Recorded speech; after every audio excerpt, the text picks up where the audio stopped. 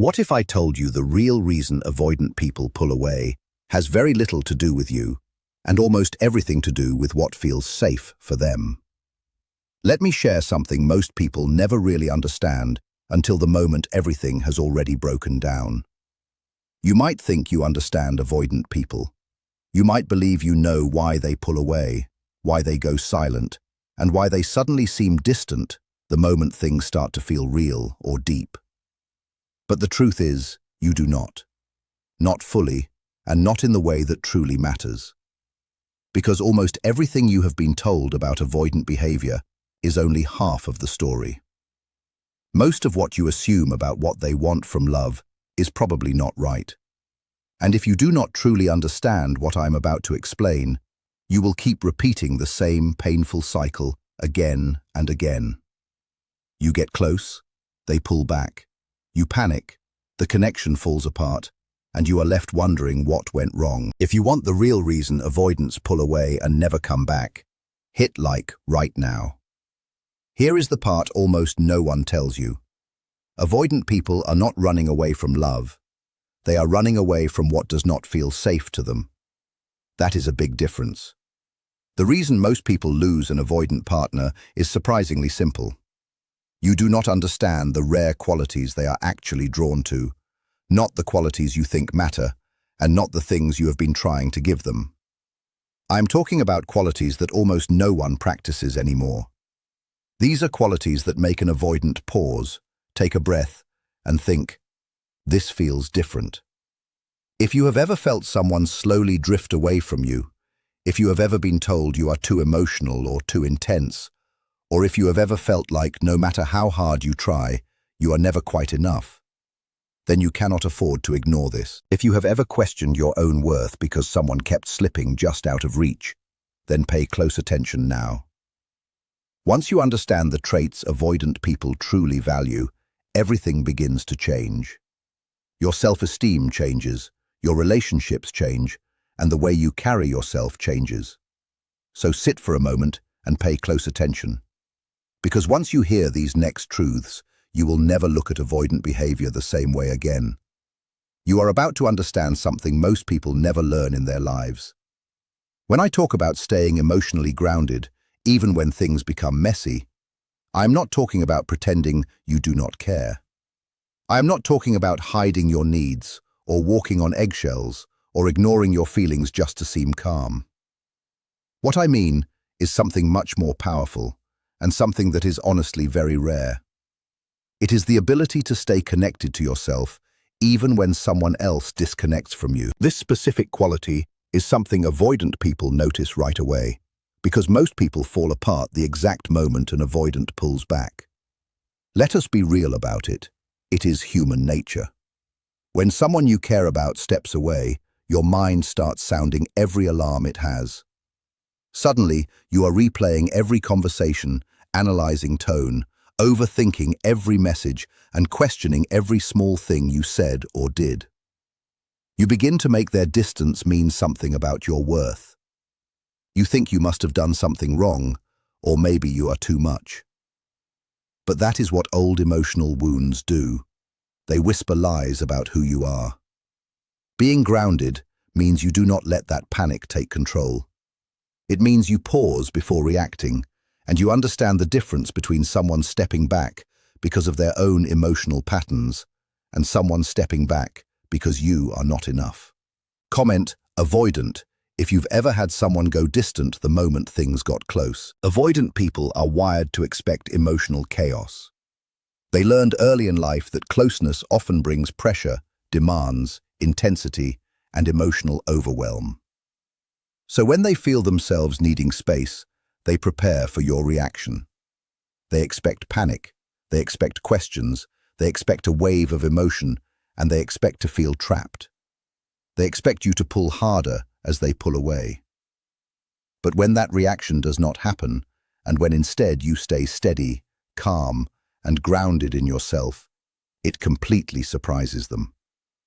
Your groundedness becomes the first experience in their life where someone does not turn emotional needs into a threat or a burden.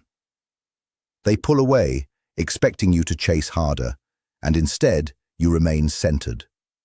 Not cold, not distant, not punishing, just steady, just calm, just present in a quiet and confident way that says, I am okay, I am still here, and I am not going to fall apart just because you need space.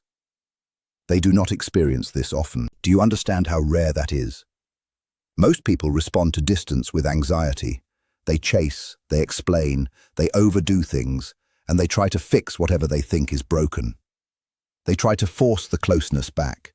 But a grounded person creates a completely different environment, one that feels safe instead of overwhelming. This kind of groundedness is not passive. It is not allowing someone to walk all over you, and it is not ignoring your own needs just to keep them comfortable. It is the strength to feel your own fear, confusion, or frustration without letting those feelings control your actions. It is emotional self-control, it is maturity, and it is understanding that your reactions are your responsibility, not theirs. This emotional stability sends a very clear message to an avoidant person. You are not a threat. Because in their mind, emotional intensity feels like danger.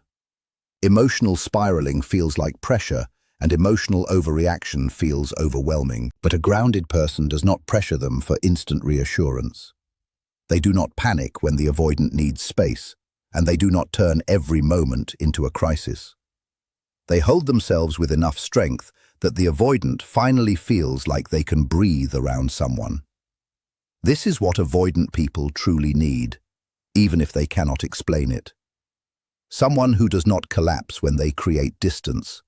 Someone who does not chase them out of fear. Someone who can stay present without suffocating them. And someone who can hold emotional space without adding extra weight.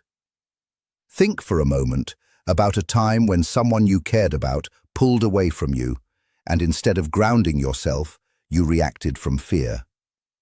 You sent that extra message, you over-explained, you apologized for things that were not even your fault, and you tried to restart the conversation. You tried to chase the closeness that felt like it was slipping away. And the more you chased, the further they drifted. Not because you were not good enough, and not because you made a mistake, but because your reaction confirmed the avoidant person's deepest belief. Intimacy equals pressure, and pressure equals danger. Now imagine that same moment, but this time you respond from a grounded place. You feel the fear, but you do not act on it. You give them space without losing your sense of worth. Type yes if you want me to reveal the 3 rare qualities that actually make avoidants feel safe. You do not punish them. You do not panic. And you do not try to force closeness. You stay steady, you stay open, and you stay warm.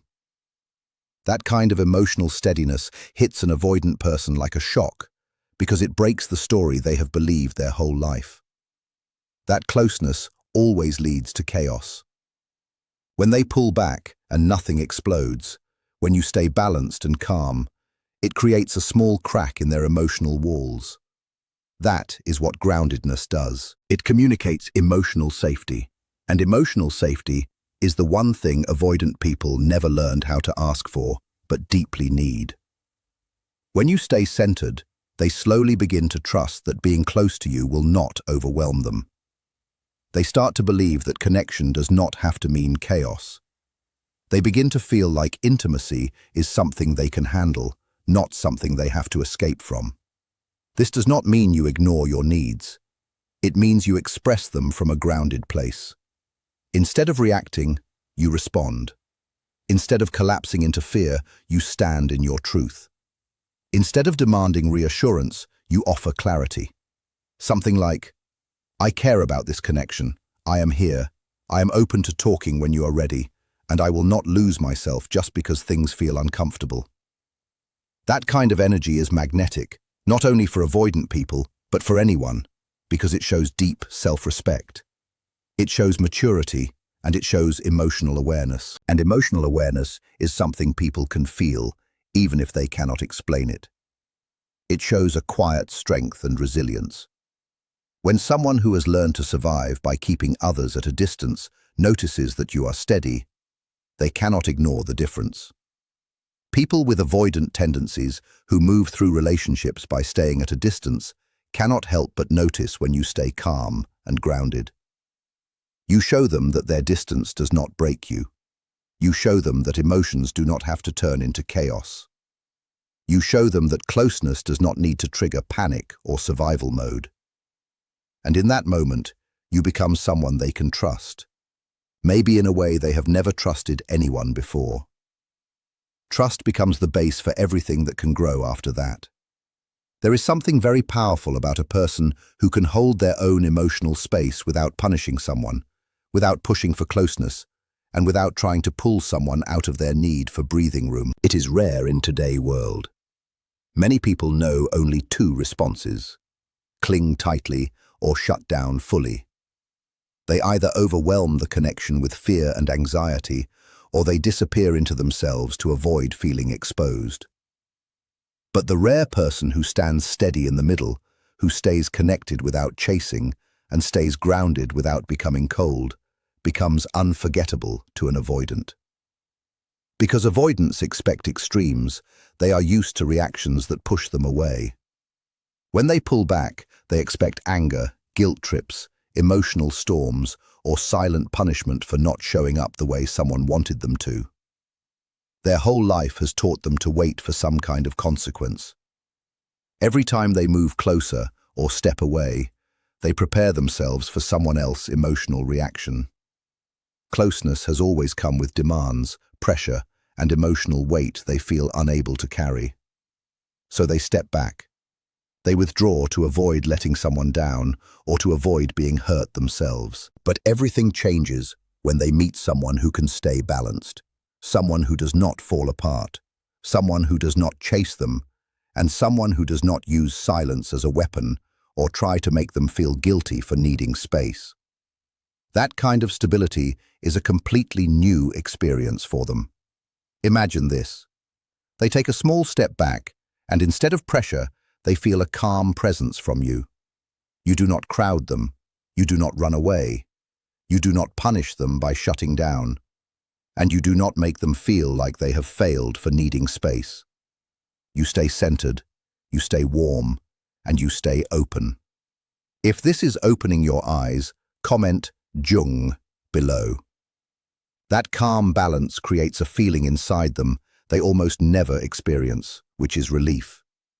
Because for once, they are not responsible for carrying someone else's emotions on their shoulders. They do not feel like they are disappointing you. They do not feel trapped. They do not feel like the whole relationship depends on their next move.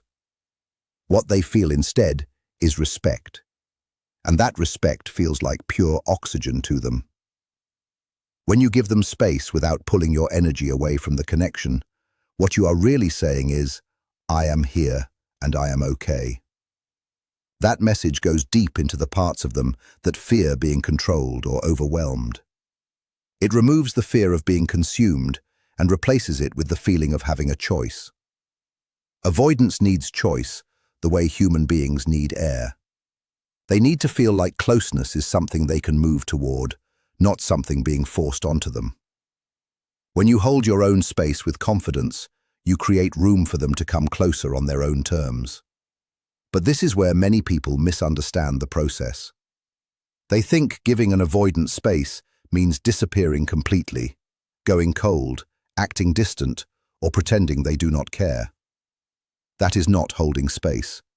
That is emotional abandonment. It is a reaction, not a mindful response. And avoidants feel the difference clearly. When you go cold, they feel judged. When you go silent, they feel punished. When you remove your warmth, they feel rejected. And all of that activates their deepest belief that they are safer on their own. Holding your own space means something very different. It means you stay emotionally available without demanding anything. It means you keep your warmth. It means you do not shrink back or over-explain or try to fix the discomfort. It means you remain yourself without pushing for closeness. You continue living your life, staying grounded, and knowing your worth is not decided by how close or far someone else is. Your steadiness becomes like a lighthouse they can return to when the emotions inside them settle down, and you should never underestimate how powerful that is. Avoidants almost never have a safe place to land. They are used to dealing with two kinds of people, the ones who take their need for space as a personal attack, and the ones who try to fill the space with pressure, questions, and emotional weight. A person who stands firmly in their own center is rare. Someone who respects the avoidant rhythm and still maintains their own emotional balance is almost impossible to find. And because it is so rare, avoidants notice it immediately. Share this video with anyone who keeps attracting emotionally unavailable people. Here is something important. People who can hold their own space are emotionally secure. They are not acting from fear. They are not trying to control the connection. They are not holding on to it for reassurance. They know who they are. They know that a pause does not mean rejection. They understand that someone needing space does not mean the relationship is breaking apart. And avoidants find this confidence deeply calming because it means they do not have to protect you from their own emotional rhythm. Holding your own space teaches the avoidant something they have never truly learned. That connection does not have to be a tug of war. It does not have to be a chase. It does not have to be a fight for control. It can be two people standing in their truth, communicating honestly, showing up as themselves, and giving each other enough room to breathe. That kind of dynamic heals avoidance. It changes the way they understand intimacy. It shifts intimacy from something threatening into something manageable and safe. And something important happens inside you too. When you learn how to do this, you stop living in reaction mode. You stop trying to fix every uncomfortable feeling. You stop abandoning yourself to keep the connection alive. You start trusting that you can handle uncertainty. You start valuing your own emotional calm. And that creates a quiet strength the avoidant feels even when you say nothing. They notice your steadiness. They notice you are not forcing anything. They notice you are not filling the silence with fear or long explanations. They notice you are not turning their need for space into a crisis. And that steadiness becomes a soft pull. It draws them closer in a way that feels natural and safe because you no longer represent another emotional weight they have to manage. You become someone they can breathe around, someone they can return to without fear, and someone whose presence feels like freedom instead of responsibility. The truth is, the ability to hold your space without punishing or pressuring someone is one of the highest forms of emotional maturity. It means you have learned to regulate yourself. It means you see another person as separate from your emotional triggers. It means you can care without controlling, connect without panicking, and stay steady even when uncertainty appears. Avoidants value this more than they can express because it gives them something rare, safety with another human being, and safety is always the first doorway to closeness. When I say avoidants are drawn to people whose self-worth is not defined by how the avoidant behaves, I mean something far deeper than simple confidence. I mean the rare person who does not give away their emotional center just because someone becomes distant, quiet, or inconsistent. That kind of strength hits an avoidant like a shock because they have spent their whole life being the emotional regulator for everyone they have been close to. People usually react to their distance like it is a statement of worth.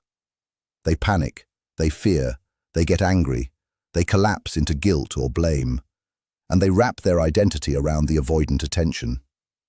And when that attention shifts, even for a moment, they fall apart.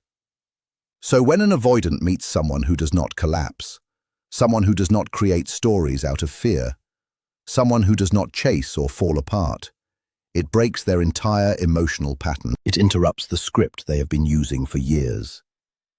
The avoidant expects you to take it personally. They expect you to assume the worst. They expect you to translate their silence into rejection. But the person who knows their worth does not do that. They do not spiral. They do not overthink. They understand something most people never learn. Another person's behavior is information about that person, not proof of your value. Imagine how calming that is for someone who has lived with fear of closeness. When they step back and you do not panic, they begin to feel something new forming inside them. A quiet sense that maybe this connection is different. Maybe this time they do not have to run. Maybe this time they can stay a little longer. And slowly, a door opens inside them that has been closed for years. A door that does not lead to fear anymore, but leads to a kind of closeness that finally feels safe and steady. Like, comment which quality surprised you the most, and subscribe to finally understand avoidance and break the cycle.